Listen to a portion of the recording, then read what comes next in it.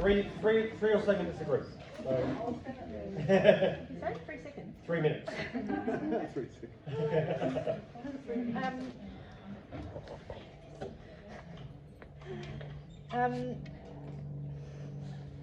So we want to present connectivity as the overriding theme, and we need to have more visualisation to be able to get out to other people of what we're trying to get across. We need to visualise what is possible. So if there is urban areas, it needs to be inspired urban design. It needs to be a place where people want to live. It needs to be sustainable. It needs to be integrated with the bushland. It needs to be where the cool kids like us live. And that's in my house, bloody hell.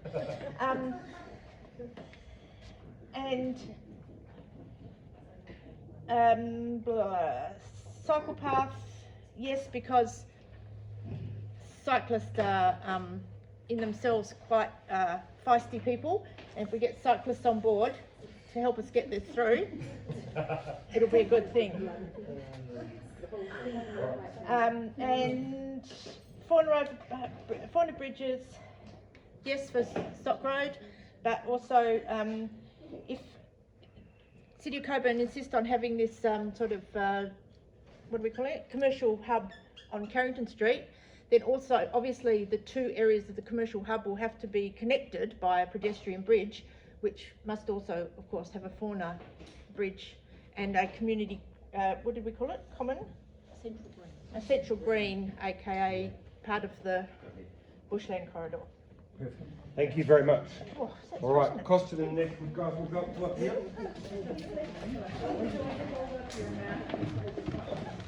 So our table works from two areas, the big picture and the fine grain. So if you'd like to come and see our map later, we have a map available for you.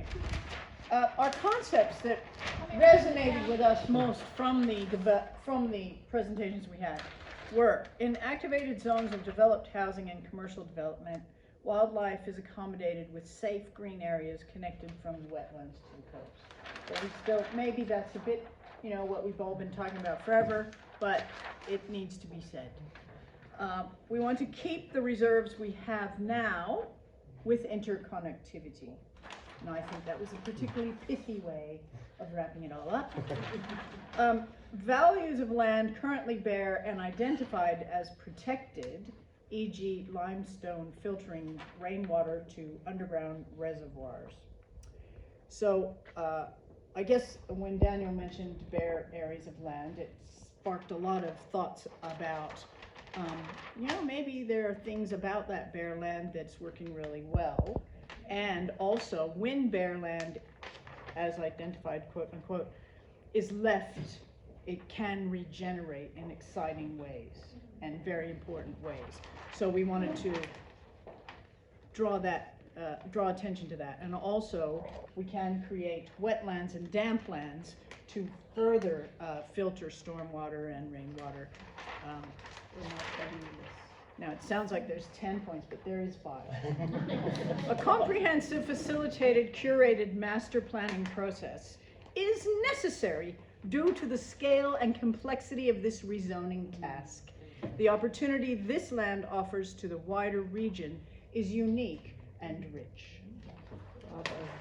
And DPLH, which we now understand is the Department for Planning, should set guidelines to achieve greater linkages with conservation areas, such as increasing public open space, not just living with 10%, but increasing it and setting a higher level, and setting higher levels of density as a payoff. Very good. Thank you. Well done. Next person from this group. I think I'll start with a sort of a more overarching statement, which is the community, the animals and birds want a vibrant, connected wildlife corridor. We believe that this is the potential for an international cultural environment, corridor, which will have recognition opportunity. We weren't quite sure what the right keyword was, but this is something amazing. you know, that there's a bigger picture with all of this, of course, and that is that the centralisation of people and in the city is causing these issues, and that decentralisation is still something that lots of people think is better. We loved the walk slowly, work softly, and bringing in the climate adaptation as a fairly important selling point for this. We want to work with the schools and the community to ensure a continuous corridor if any other use is required, and that the park, we believe it needs to be Parks and Rec, or more of it needs to be Parks and Rec, because there's no costs then go to the City of Cockburn, and there's issues with toxicity, especially asbestos, which is going to cost a lot of money to rehabilitate that. So that, you know, and this is a once ever opportunity. You know, we're not going to be able to say, oh, oops, we should have kept a little bit more. It'd be better to keep extra and take some back if you want to later.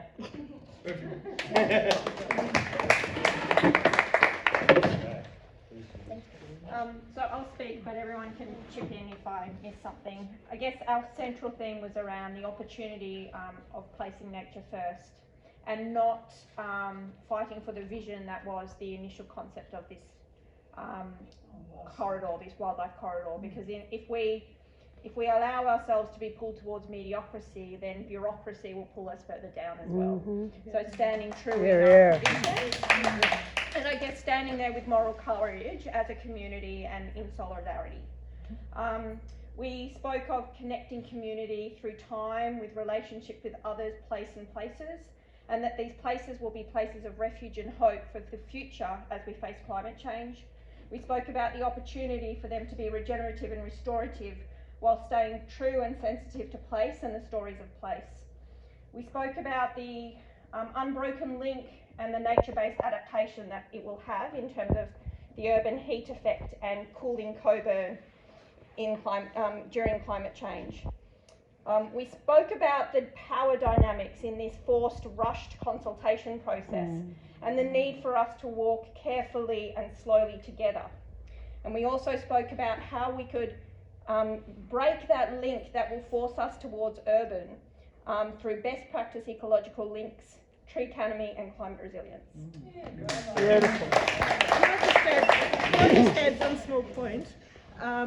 Daniel brought up the point that we should have some maps done about the heat island effect, or the urban heat island, and what is the outcomes over time if we build it according to the DPLH vision of putting houses and stuff in it, and the same area, the heat maps over time, if we do it a totally nature-based, nature-first corridor as a visual aid to show people, because I don't think people realise the gravity of that.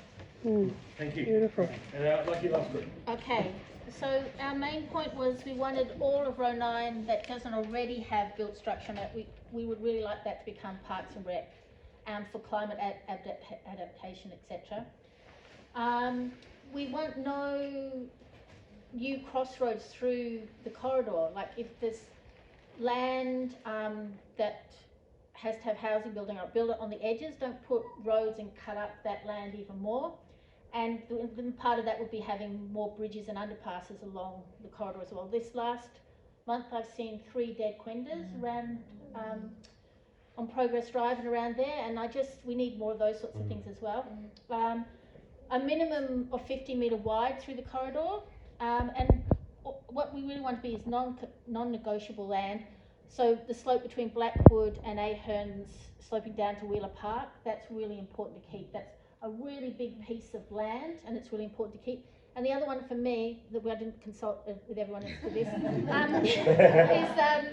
is the importance of looking after Aboriginal sacred sites as well. I think that's really, really important. That's part of the cultural history of our land, and we need to protect that as well. Okay, I hope my group agrees. Thank you. All right, that is really helpful feedback. We'll pop that up online and to Phoebe and Co so they